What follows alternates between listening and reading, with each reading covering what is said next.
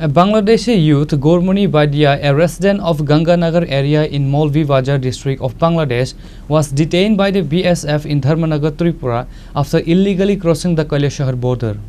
According to reports, Gormoni Baidia fled from Bangladesh due to a family dispute and entered Tripura via the Kailashahar border.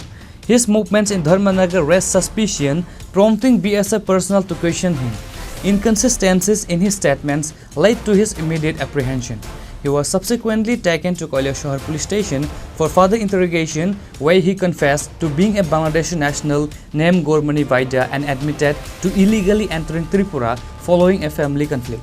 এবং কি কারণে আপনি ভারতে এসেছেন? বাংলাদেশের কোন জায়গায় বাড়ি?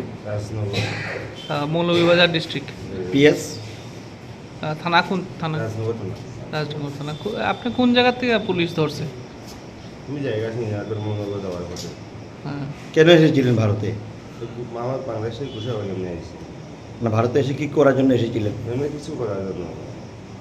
After the interrogation, police handed Baidia back to the BSF, who are reportedly initiating the process to repatriate him to Bangladesh.